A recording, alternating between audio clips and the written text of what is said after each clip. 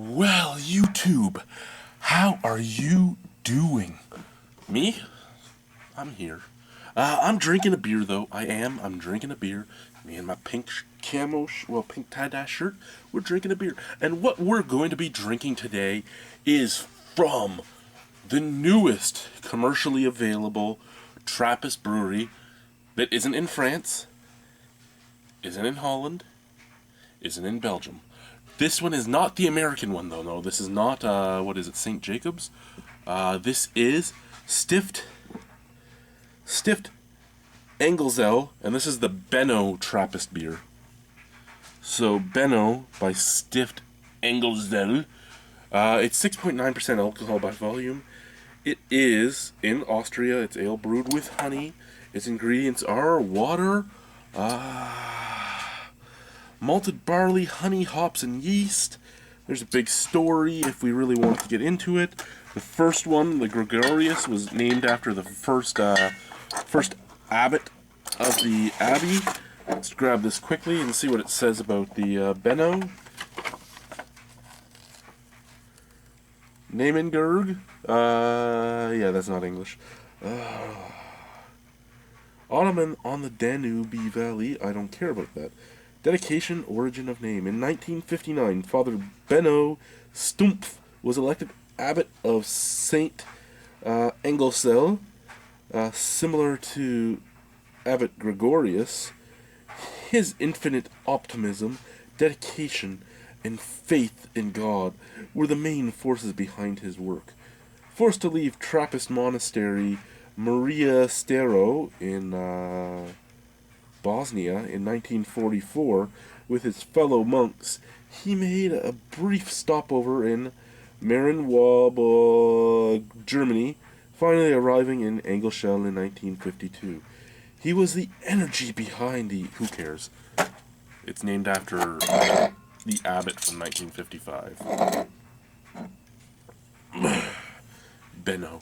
I like that they're actually naming it after their abbots, instead of just calling it like Stift Engelszell 8, Stift Engelszell this, Stift... That actually is nice because it has some history behind it. Not that I care to share it on camera. I do care to read it and know it, but I don't care to share it on camera because it's just usually all so well,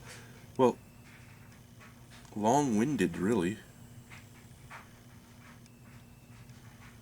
It is long-winded, though. I mean, look at this. Look at this, okay? This is the page, and this page is all for one beer. Now, albeit that this up here isn't in English, and this little tiny writing down here is, for us albino folks, this big stuff, that would have been great in English. This stuff down here, not really helping me. Anyway, the beer. The beer pours, and it is a nice amber color. I'm giggling because this is the final beer of my night. I've been drinking for probably 3.5 hours now. However, it's only been 4 beers over that 3.5 hours that I've reviewed. I've been watching movies and playing games and stuff throughout them. And they've all been very amber in color. And this one is too. However, this one is the most opaque. And I love that. I love when I can't see through my beer. And yeah, nice amber color. Very hazy. Albino hair on the side of the glass. Big bubbles in that head. Look at those bubbles. Does it have a snap, crackle, pop? Oh, it does have a snap, crackle, pop. Listen to that. Look at that head, though. Look at that head. That's beautiful. Let's pour some more in. They tell you to be careful of the sediment in the bottle, but we all know that I like my sediment, so we're just going to add that shit right in there. Oh yeah, look at that deep, dark shit falling in there.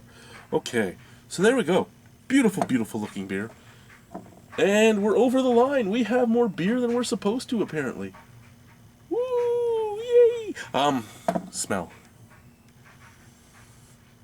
Oh.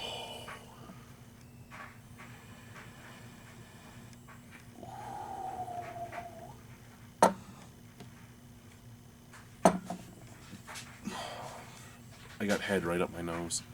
My nose got too close. Okay. I'm smelling apricot. I'm smelling clove. I'm smelling honey. I'm smelling cilantro.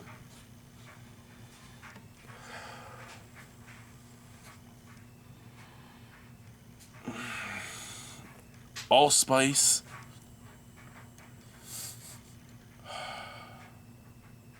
nutmeg. Actually, you know what? It kind of reminds me of a fall warmer, a fall seasonal, like a pumpkin spice beer, without the pumpkin, without the cinnamon, but you know you're getting nutmeg, you're getting allspice, you're getting clove, you are getting cilantro, which is usually in a white beer, well, coriander. You are getting a beautiful, beautiful fruity scent. I'm getting some zests of apricot, some zests of lemon, a nice lime-like scent too, just some nice sour notes, and the honey, and everything blends perfectly. It's an orgasm in the nose. Let's try this beer. Cheers. Oh yeah, the chip is there. I gotta go over here. Stift Engelszell.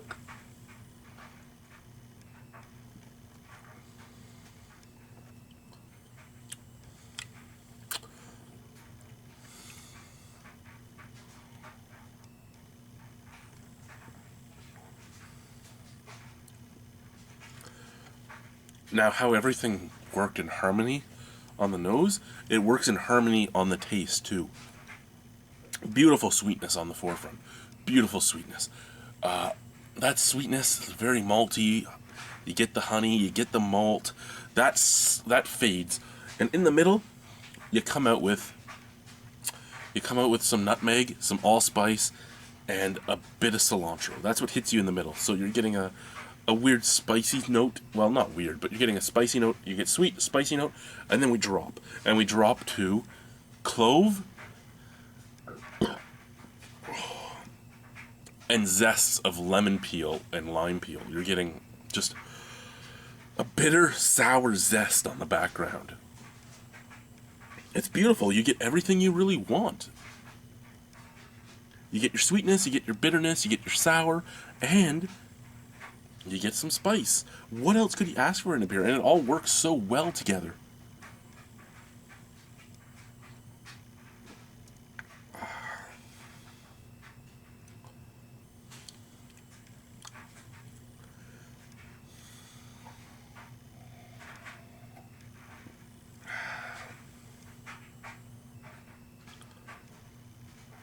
It is a sipper. It isn't a chugger. I am drinking it fast to do my review, but it is a sipper. You really should sit there. You should cradle it. You should let the beer warm up. See how the flavors change. I'm already seeing flavor change already, and it hasn't even been drank for that long. The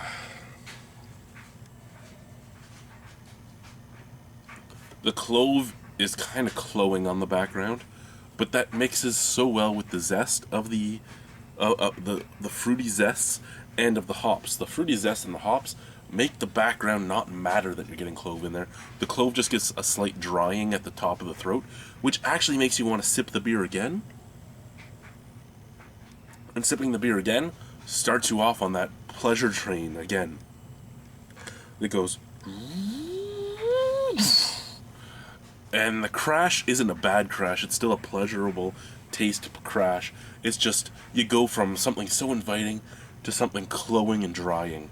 And it's just, it works in harmony so well. It's actually well balanced. To think that this is only the second commercial beer they put out.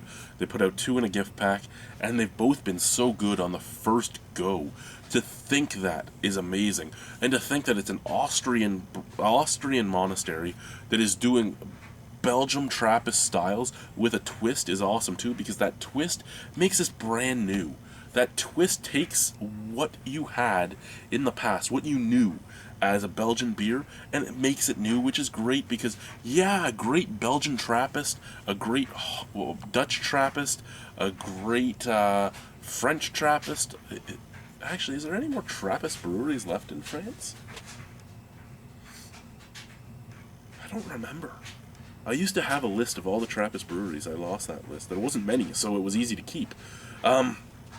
Anyway, you take what you know from a Trappist brewery, and no matter the country, the Trappist breweries basically have the same flavor profile, the same everything. This is the same flavor profile, but with a twist, which makes it something new and refreshing. And I love that about it. Little on the pricey side, yes. The 2-pack came with this glass, $27 for the 2 beers in the glass. You figure you're probably paying about $9 each for each beer, so you're paying about $9 for the glass too. I say that because most Trappist beers sit somewhere in the $4 to $12 range, especially for this size. So I'm going to expect it to be a $9 bottle on its own. Excuse me.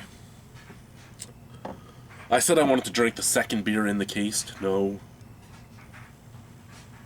If I was going to buy another 2-pack, because I chipped this glass. The very first review I did on this with this glass, I chipped it. The chip's right here. As I said before, the lucky thing is it's all on the outside, but it does come down a little bit on the ridge, so it's going to break in time. But for right now, I can use it and be happy with it. I probably can't really wash it all that well, because if I put my hand in to scrub it, it's just going to crack right down it. But I gotta be careful with it. But you know what?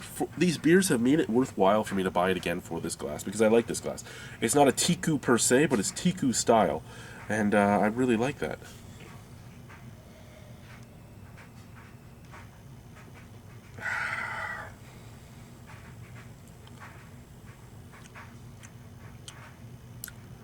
Great beer.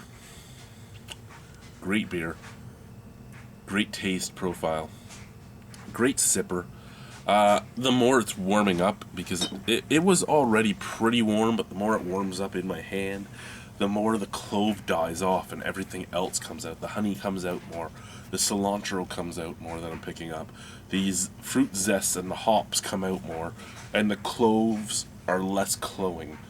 You know what? I shouldn't even say the cloves, because I don't know if cloves are in here, but the clove taste is less cloying. Can I get behind this beer? Yes. Should you get behind this beer? If you really want to, do it. All I'm doing is giving my thoughts and my recommendation, or not recommendation, and I can recommend this beer. I can get behind this beer. I can get behind this monastery right now and say that what they make is pretty damn good.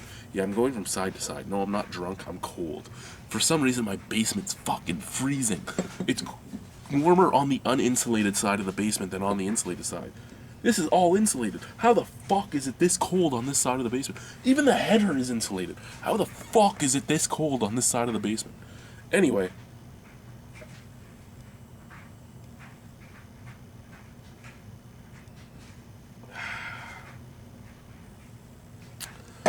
You know what?